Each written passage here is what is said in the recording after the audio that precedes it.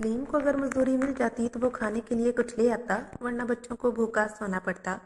जब बच्चे ताया के घर गोश्त पकता देखते तो जिद करने लगते, हमें भी गोश्त ला कर दें।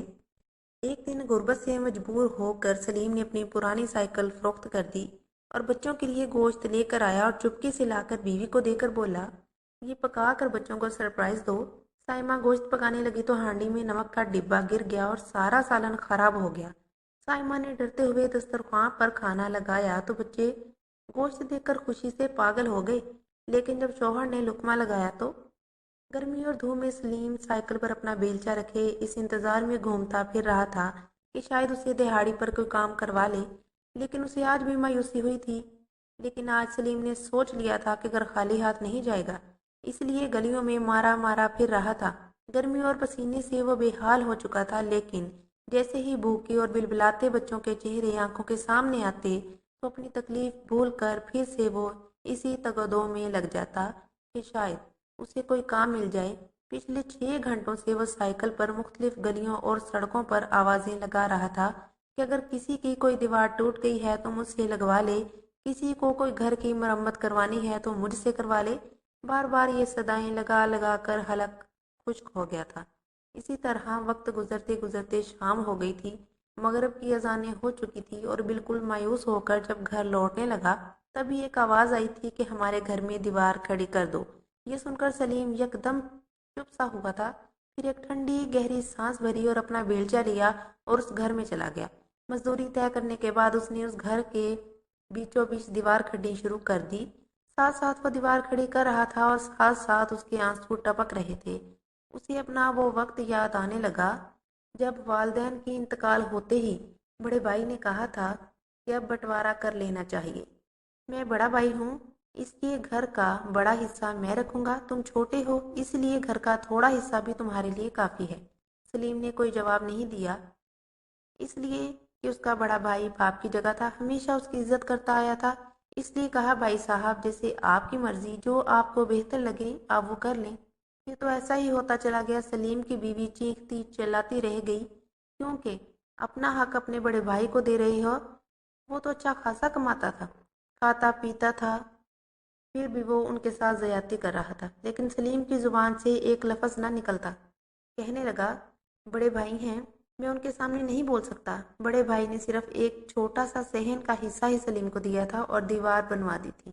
इसी तरह बड़े भाई ने जमीनों के हिस्सों में से भी यही सब कुछ सलीम के साथ किया था। कहने लगा, तुम्हें कौन सी खेती बाड़ी आती है, तुम तो मजदूर बंदे हो, ये जमीन मुझे दे दो, साल भर की गंदुम मैं तुम्हें दे दिया करूंगा। सलीम इस पर भी खामोश रहा कि बड़ा भाई है, मेरे साथ ज्यादती नहीं करेगा।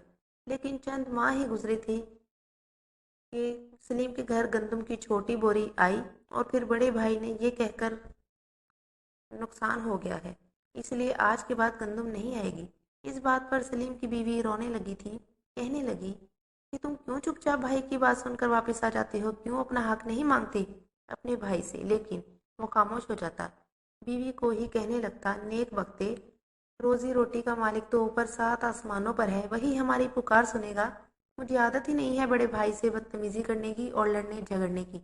लेकिन आजकल तो सलीम की हालत बहुत अबतर हो चुकी थी, क्योंकि उसे पूरा दिन मजदूरी नहीं मिलती थी। दो छोटे छोटे बच्चे थे, एक 3 साल का, एक 4 साल का। दोनों ही सलीम के इंतजार में बाहर दरवाजे पर खड़े होते थे कि कब हमारा बाप आटा लेकर आएगा, अम्मा उसे गूंदेगी तो हम रोटी खाएंगे। खुश्क होंठों के साथ वो बेताब नजरों से अपने बाप को ही देख रहे थे। सलीम ने अपने आंसू पूंछे और जल्दी से इस दीवार को खड़ा किया, अपनी उजरत ली और सबसे पहले मियाँ जी की दुकान पर आटा लेने पहुंच गया। वो भी खासे बरहम दिखाई दे रहे थे। कहने लगे, पहले मेरा उधार तो उतार दो। सलीम मियाँ, जब से मैंने उधार ना देने का कहा है, बस तुम थोड़े से पैसे लाते हो, मस्कीन सी शक्ल बनाकर मुझे कहती हो आज मुझे आटा दे दे, उधार अगली बार उतार दूंगा। 1 महीने से मैं यही जुमले सुनते आ रहा हूँ। सलीम, अब मुझे एक ही दफा बता दो कि तुम मेरे पैसे वापस कब लौटाओगे। इस बार तो सलीम की आंखों से आंसू टपकने लगे थे। कहने लगा, मियाँ जी, बस हालात कुछ ऐसे हैं कि समझ नहीं पा रहा क्या करूं और क्या ना करूं। बमुश्किल ही काम मिलता है और इतना ही मिलता है कि बच्चों को सिर्फ रोटी ही खिला पाता हूँ। अगर आपका उधार उतार दिया तो मेरे बच्चे भूखे रह जाएंगे। बाकी आपकी मर्जी है, اس نے جیب سے سارے پیسے نکال کر میاں جی کی دکان پر رکھ دیے۔ میاں جی کو بھی شاید اس پر ترس آ گیا تھا، کہنے لگے چلو ٹھیک ہے، آج آٹا دے دیتا ہوں لیکن کل کچھ نہ کچھ پیسے تم مجھے ادھار کے بھی اتارنے شروع کرو، میری بھی چھوٹی سی دکانداری ہے، میں بھی بال بچے دار ہوں۔ سو باتیں میاں جی کی سلیم نے سنی تھی ایک آٹے کی خاطر۔ وہ آٹا لے کے گھر آ گیا۔ بچے باپ کو دیکھنے کی بجائے اس کے ہاتھ میں پکڑے آٹے کو دیکھ کر خوشی سے اچھلے تھے۔ بیوی نے بسم اللہ پڑھ کر وہ آٹا پکڑا، جلدی سے اسے گوندنے لگی کہ عین اسی وقت برابر والے گھر سے بنے ہوئے گوشت کی خوشبو آ رہی تھی۔ سلیم کی بیوی ابھی آٹا گوندھ ہی رہی تھی جب بڑے بیٹے نے چھوٹے بیٹے کو آنکھ سے اشارہ کیا۔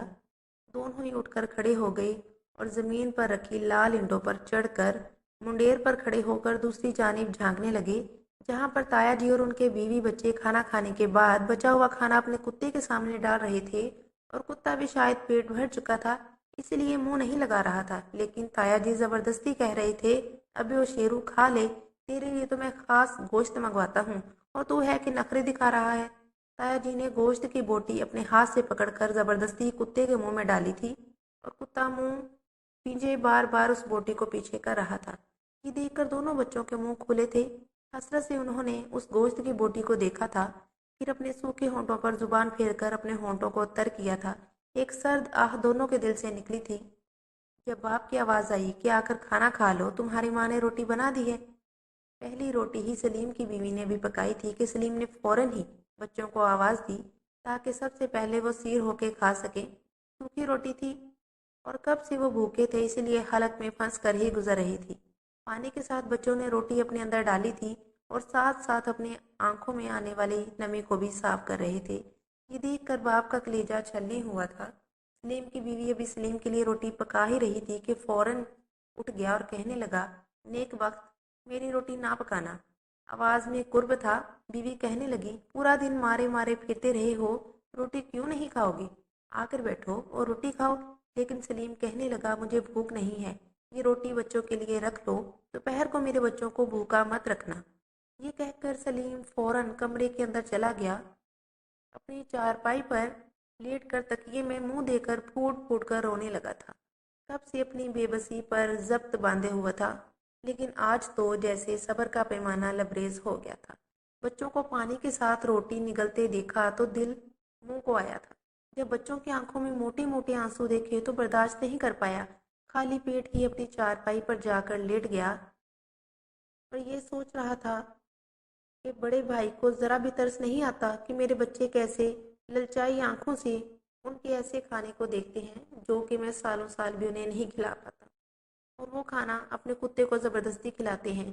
کئی بار سلیم نے کچرے کے ڈبوں میں تازہ روٹیاں اور کھانا دیکھا تھا جسے اس کی بھابھی بچ جانے کی صورت میں کچرے میں پھینک دیتی تھی تاکہ جانور کھا لیں، اور وہاں سے اکثر کتے بلیاں منہ مار کے کھاتے تھے۔ بھابھی کو کبھی یہ خیال نہیں آیا کہ پڑوس میں بس ایک دیوار کے فاصلے پر اس کے دیور اور دیورانی اور بچے کیسے سوکھی روٹی پانی کے ساتھ اپنے اندر نگلتے ہیں۔ کیا حرج ہے کہ وہ اپنا بچا ہوا کھانا ہی پڑوس میں بھیج دیا کرے؟ اگلے روز سلیم کو اچھا کام مل گیا تھا۔ اس بار اس کی دہاڑی دگنی تھی، مطلب کہ پورا 1000۔ وہ بڑا خوشی خوشی گھر آ رہا تھا، سوچ رہا تھا کہ آج تھوڑی سی مرغی ساتھ لے جائے۔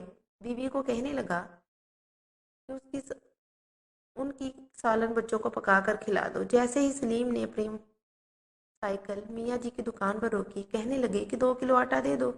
میاں صاحب کہنے لگے خیر تو ہے، ورنہ تو 1 کلو آٹا لیتے ہو۔ سلیم مسکرانے لگا اور کہنے لگا دہاڑی اچھی لگ گئی ہے، 2 کلو آٹا دے دو، باقی پیسے بھی دے دو، آج بچوں کو مرغی کا سالن کھلاؤں گا۔ یہ کہہ کر 1000 کا نوٹ انہوں نے میاں جی کے ہاتھ میں رکھ دیا۔ میاں جی غصے سے اسے دیکھنے لگے اور کہنے لگے بعد میں کھلانا اپنے بچوں کو مرغ مسلم، میرا قرضہ پہلے اتارو۔ 1 کلو آٹا انہوں نے سلیم کے ہاتھ میں تھمایا اور باقی کے پیسے اپنے پاس رہنے دیے۔ سلیم جو ان کی شکل دیکھتا رہ گیا تھا کہنے لگا کہ میاں جی میں کہیں بھاگا تھوڑی جا رہا ہوں، آج تھوڑے سے پیسے دے دو، بچے خوش ہو جائیں گے، پورے 4 مہینے سے سوکھی روٹی پانی کے ساتھ کھا رہے ہیں۔ لیکن میاں جی کہنے لگے تم روز کے یہی بہانے بناتے ہو بچوں کا نام لے کے، کب تک تم میرا قرضہ اپنے پاس سنبھال کے رکھو گے؟ میں نے تم سے کہا تو ہے کہ میری چھوٹی سی دکانداری ہے، میرے بھی گھر میں بیوی بچے موجود ہیں۔ لیکن سلیم بڑا مایوس ہو کر 1 کلو آٹا ہی گھر لایا تھا آج پھر برابر سے مٹن قورمے کی خوشبو آ رہی تھی۔ بچے اس بار رونے لگے، کہنے لگے، ابا تایا سے کہو نا کہ ہمیں بھی کھانا دے دیا کریں۔ میرا دل نہیں چاہتا سوکھی روٹی پانی کے ساتھ کھانے کو، مجھے بوٹی کھانی ہے، مجھے پورا سالن کھانا ہے، مجھے بہت شدید بھوک لگ رہی ہے۔ خالی روٹی کون کھاتا ہے؟ بڑا بیٹا تو آج ضد پر اتر آیا تھا۔ یہ سن کر سلیم اپنے بیٹے کا چہرہ دیکھتا رہ گیا اور کہنے لگا، بیٹا بس جیسے ہی میری دہاڑی دگنی لگے گی تو میں تم لوگوں کو گوشت بھی کھلا دوں گا، بس جتنا صبر کیا ہے اتنا ہی تھوڑا اور کر لو تو ہمارے دن ضرور پھر جائیں گے۔ ماں نے گرم گرم سوکھی روٹی اتار کر ان کے سامنے رکھی تھی، مگر وہ بے دلی سے اس روٹی کو دیکھنے لگے اور کہنے لگے کہ ہم سے نہیں کھائی جاتی سوکھی روٹی، ہمارے حلق میں جا کر یہ چبھتی ہے۔ آپ تایا کو کیوں نہیں کہتے کہ وہ بچا ہوا کھانا اپنے کتے کو نہ ڈالیں بلکہ ہمیں دے دیا کریں؟ وہ کتا تو اس کھانے کو منہ بھی نہیں لگاتا اور یہاں ہم بھوکی للچائی نظروں سے اس کھانے کو دیکھتے رہتے ہیں۔ اتنا کہہ کر چھوٹا بیٹا سسک کر رونے لگا تھا۔ یہ سن کر تو جیسے سلیم کے دل پر چھریاں چلی تھی۔ وہ بھی ساختہ اپنے بچوں کو سینے سے لگا کر چپ کروانے لگا اور کہنے لگا کہ خبردار جو آج کے بعد ایسی بات کی، ہمیں کسی سے مانگنے کی ضرورت نہیں، ہمیں ہمارا اللہ دگنا عطا کرے گا۔ بس اپنے رب پر بھروسہ رکھو اور آئندہ ایسی باتیں نہیں کرنا ورنہ میرا دم نکل جائے گا۔ اتنا سننا تھا کہ بیٹے بھی خاموش ہو گئے۔ پھر سلیم اپنے ہاتھوں سے انہیں نوالے بنا بنا کر کھلانے لگا اور تسلی دینے لگا کہ وہ جلد ہی انہیں مرغی کا گوشت لا کر کھلائے گا۔ بیٹے بھی روٹی پانی میں بھگو بھگو کر کھانے لگے اور ایک نظر دیوار کی جانب دیکھا جو اس پار بھائی بھابھی اس کا حق طلب کر کے روز اچھے پکوان کھا رہے تھے۔ خیر سارا دن اس کا کام ڈھونڈنے میں لگ جایا کرتا تھا اور رات اس کی جاگتے ہوئے گزرتی۔ یہی سوچتا رہتا کہ آخر کیسے وہ اپنے بچوں کو ہر خواہش پوری کر سکے گا۔ کیسا مجبور باپ تھا جو اپنے بچوں کو پیٹ بھر کر کھانے کے لیے بھی نہیں دے سکتا تھا۔ وہ لوگ تو سوکھی روٹی بمشکل کھا سکتے تھے۔ اگلے روز پر امید ہو کر سلیم کام پر نکل گیا۔ اسے امید تھی جیسے کل اسے دگنا کام ملا آج بھی ویسے ہی ملے گا، مگر ایک دفعہ پھر اسے کسی نے کوئی کام نہیں دیا تھا۔ وہ پہلے سڑکوں پر پھرتا رہا اور پھر گلی محلوں میں آواز لگاتا رہا، مگر آج تو شاید اس کی قسمت میں رزق لکھا ہی نہیں تھا۔ وہ خالی ہاتھ واپس لوٹ لگا۔ جب سلیم کو خالی ہاتھ دیکھا تو اس کی بیوی سمجھ چکی تھی کہ آج پھر دہاڑی نہیں لگی، جبکہ بچے ابا کے خالی ہاتھ دیکھ کر خاموشی سے گھر کے کونے میں بیٹھ چکے تھے۔ گھر میں صرف اتنا ہی آٹا تھا جو ایک عدد ہی روٹی بن سکتی تھی۔ سلیم نے بیوی کو کہا کہ تم وہ روٹی بنا کر بچوں کو کھلا دو، میں اور تم پانی پی کر ہی گزارا کر لیں گے۔ سلیم کی بیوی نے ایسا ہی کیا، مگر جب تک وہ روٹی بناتی گرمی کی وجہ سے آٹا خمیر ہو چکا تھا۔ روٹی سے انتہائی عجیب بدبو سی آنے لگی تھی۔ اس کے باوجود سلیم کی بیوی نے وہ روٹی بنا کر بچوں کے سامنے رکھی۔ بے دلی سے ہی صحیح، مگر بچوں نے دو تین نوالے لیے۔ اس کے بعد کھانا ان کے لیے محال تھا۔ بھوک شدت سے لگی تھی کہ انہیں اپنے پیٹ میں درد محسوس ہونے لگا تھا کہ تبھی گرما گرم اشتہا انگیز بریانی کی خوشبو انہیں محسوس ہوئی تھی۔ آج پڑوس میں بریانی بن رہی تھی اور یہ خوشبو ایسی تھی کہ بچوں کے منہ سے رالیں ٹپکنے لگیں۔ دونوں بچوں نے ایک دوسرے کی طرف اشارہ کیا اور پھر گھر سے باہر نکل کے سلیم سمجھا تھا کہ شاید یوں ہی گلی میں کھیلنے گئے ہوں گے، مگر کچھ دیر بعد جو سنائی دیا وہ سن کر تو آپ کے پیروں کے نیچے سے زمین نکل چکی تھی۔ وہ فوراً بھاگ کر گھر سے باہر گیا اور جو منظر دیکھا وہ دنگ رہ گیا۔ اس کے دونوں بچے گلی میں گرے ہوئے تھے، رو رہے تھے، جبکہ اس کی بھابھی بچوں کو کھری کھری سنا رہی تھی۔ کہنے لگی، آئندہ کے بعد میری دہلیز پر قدم رکھا تو پھر دیکھنا بھوکے ننگے منہ اٹھا کر کہیں سے بھی آ جاتے ہیں۔ اگر بھوکے ہو تو جا کر اپنے باپ سے کہو نا، میرے گھر میں آ کر بھیک مانگنے کی کیا ضرورت ہے؟ اس سے زائد سلیم نہ سن سکا اور وہ آگے بڑھا اور اپنے بچوں کو اٹھا کر گھر لے جانے لگا اور بھابھی سے معافی مانگنے لگا، مگر بھابھی نے تو سلیم کا بھی لحاظ نہ کیا۔ بچے روتے بلکتے باپ کے ساتھ گھر آئے تھے۔ کہنے لگے کہ ہم تو تایا کے گھر بریانی مانگنے گئے تھے، یہ ہو سکتا ہے وہ ہمیں کھانے کے لیے دے دیں، مگر ان لوگوں نے ہمیں ذلیل کر کے گھر سے باہر نکال دیا۔ بچے سسک کر یہ بات اپنے ماں باپ کو بتا رہے تھے، مگر سلیم انہیں ڈانٹنے لگا اور کہنے لگا، اس سے اجازت لے کر تم وہاں گئے تھے، آئندہ اگر تم لوگوں نے ایسی غلطی کی تو پھر دیکھنا۔ اسے اندر ہی اندر دکھ بھی ہو رہا تھا، بہت برا لگ رہا تھا کہ اس کے بھائی اور بھابھی نے اس کے بچوں کے ساتھ ایسا سلوک کیا۔ کیا تھا جو ایک پلیٹ بریانی کی دونوں کو دے دیتے؟ اتنی نیکی تو بندہ غیروں کے ساتھ بھی کر لیتا ہے، یہ تو پھر ان کے خونی رشتے تھے۔ मगर इतनी सोच भला वो लोग कहाँ रखते थे। मजबूरन भूख खत्म करने के लिए वही खराब आटे की रोटी उनको खानी पड़ी। कुछ देर बाद बची हुई बिरयानी शॉपर में डालकर उन्होंने बाहर कचरे में फेंकी थी। ये मंजर वो दोनों बच्चे देख रहे थे। शायद इसी का इंतजार था, क्योंकि जानते थे कि ताई बचा हुआ खाना घर में नहीं रखती, मगर कुछ बच भी जाए तो उठाकर कचरे में फेंक देती हैं कि कुत्ते और बिल्लियां खा जाएंगी। आज भी जब बिरयानी कचरे के डिब्बे में गई तो दोनों बच्चे भागकर घर से बाहर निकल गए और खामोशी से वो शापर घर ले आए। माँ बाप तो कमरे में मौजूद थे। दोनों भाइयों ने माँ बाप से छुप कर कचरे से उठाई बिरयानी को खोला और उसे खाने लगे। वो खा भी रहे थे और रो भी रहे थे, मगर भूख की वो मंजिल उन सब पर आ चुकी थी कि उन्हें कचरे से उठाकर खाना खाने पर भी शर्मिंदगी महसूस नहीं हो रही थी। अगले रोज सलीम जब मजदूरी के लिए गया तो उसे सुबह सुबह ही एक छोटा सा काम मिल चुका था। मजदूरी इंतहाई कम थी। उसने उसे बढ़ाने पर इसरार किया तो वो शख्स कहने लगा कि मैं किसी और से काम करवा लेता हूँ, मरता क्या न करता। उसने कम पैसों से ही सारा दिन काम किया, फिर जो पैसे मिले उनसे आटा लेकर घर चला आया। बच्चे हसरत से बाप को देख रहे थे। कहने लगे कि अब्बा, तुम हमें गोश्त कब खिलाओगे? अब तो हम गोश्त का जायका भी भूल चुके हैं। हमने तो कभी दाल और सब्जी भी नहीं बनाई। रोज रोज सूखी रोटी खा खा कर अब तो खाने का दिल ही नहीं करता। आप हमें गोश्त क्यों नहीं ला कर देते? ये सुनकर सलीम कहने लगा कि तुम लोग दुआ करो, जैसे ही मुझे ज्यादा काम मिलेगा मैं तुम लोगों के लिए गोश्त जरूर लेकर आऊंगा। वो सारी रात सलीम अपने बिस्तर पर लेटा अपने रब से गुजारिश करता रहा कि मैं कैसा बाप हूँ, या तो फिर आप मुझे औलाद अता ही ना करते, जबकि है तो मुझे इतनी सकत दें कि मैं उनकी ख्वाहिशात को पूरा कर सकूं। बच्चे तो पल पल एक एक चीज के लिए तरस रहे हैं और मैं खाने में गोश्त भी नहीं लाकर दे सकता। अगले रोज जब सलीम मजदूरी ढूंढने के लिए गया तो उसे दो काम मिल चुके थे। उसने खुशी खुशी वो काम किया और खुदा का शुक्र अदा किया। फिर जो पैसे मिले लेकर आज से सबसे पहले गोश्त की दुकान पर आया था। उसकी आंखों में आंसू थे, हाथ कपकपा रहे थे। न जाने दुनिया की कितनी बड़ी नेमत आज वो अपनी औलाद के लिए लेकर जा रहा था। उसने हिसाब से गोश्त लेने को कहा और फिर हसरत से गोश्त को देखा। उसने यूं पकड़ा जैसे वो कितनी ही कीमती चीज हो। फिर वो दुकान पर आया और मियाँ जी से आटे के साथ साथ थोड़ी बहुत इस्तेमाल शुदा घी भी शॉपर में डलवा ली। सोचने लगा, आज बच्चों को गोश्त के साथ पराठे भी खिलवा दूंगा तो बच्चे खुश हो जाएंगे। उनकी तो आज ईद हो जाएगी। ये सोचते हुए खुशी खुशी घर चला आया। बच्चे उस वक्त सो रहे थे, क्योंकि आज वो वक्त से पहले आ चुका था। और खामोशी से किचन में गया और बीवी से कहने लगा कि खामोशी से आज बच्चों के लिए पराठे और मुर्गी का गोश्त बना दो, रात को बच्चों को सरप्राइज देंगे। बीवी भी खुश हो चुकी थी। उसने जब गोश्त भूना तो बच्चे खुशबू से उठ बैठे, कमरे में मौजूद थे। कहने लगे कि लगता है आज फिर ताई गोश्त बना रही हैं, देखो तो कितनी अच्छी खुशबू आ रही है। वो लोग गहरी सांस खारिज करके रह चुके थे। वहीं सलीम की बीवी जब गोश्त में नमक डालने लगी तो गलती से नमक का डिब्बा गोश्त में उल्ट चुका था। ये देखकर तो उसके होश उड़ चुके थे, हाथ पांव फूलने लगे थे। फौरन नमक निकालना चाहा, मगर तभी सलीम अंदर आ गया और कहने लगा कि अच्छा सा गोश्त बनाना ताकि मेरे बच्चे खाकर खुश हो जाएं। वो तो हड़बड़ा चुकी थी। सदियों बाद गोश्त घर आया था और ये उससे क्या गलती हो गई थी?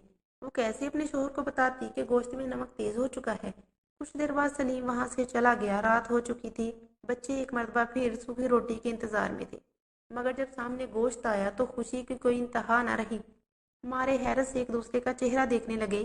फिर गोश्त का सालन उठाकर कहने लगे, क्या सचमुच हमने आज गोश्त बनाया है? तो सलीम मुस्कुरा कर बोला कि हाँ बेटा, मैं आज तुम लोगों के लिए गोश्त लेकर आया था।